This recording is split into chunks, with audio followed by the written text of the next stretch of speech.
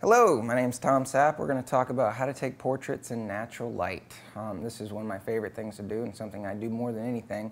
Whether it be commercial, doing editorial, people give you calls and they say, can you take a picture of this model? And they just want to make them look lifestyle. So it's lifestyle means just doing everyday things. I'll have people read a paper and sit on a bench in a park as long as they're in shade, or as long as it's the end of the day or maybe the beginning of the day, then the picture is going to come out absolutely beautiful. I don't even use lights, reflectors, studio lighting. I don't use any of that stuff most of the time, unless the light is too high. If the sun gets high enough to where you start seeing dramatic shadows, if the ratio from highlight to shadow becomes too contrasted, then at that point you need to introduce lights and use studios, strobes, or you can use like what's called a skylight, where you take a scrim material and stick above somebody to block the sunlight on them, but it would have to be big enough to cover a pretty good area. That way whatever's in the photograph would need to be shaded as well, or lit with studio strobe so that you didn't have those shadows from that skylight material above.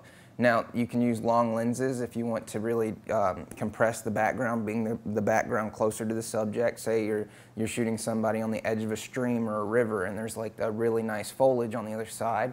You want to make it look like it's right behind that subject. You can use a longer lens and that'll do that. If you just simply back up and zoom in, maybe if you have a zoom lens, you can use a 200mm. If you have a fixed lens, that's my preference, is a 200mm usually if I'm doing family portraits or even an individual portrait, to bring that compression factor in there.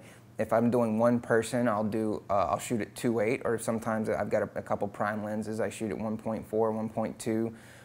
If I'm doing a large group though, I try not to do that. I want to stay maybe 2.8 is the minimum I'll do, and then I have to make sure everybody's on the same plane of focus. Otherwise I have to go up to 5.6 to make sure I get a couple feet in there so everybody's in focus.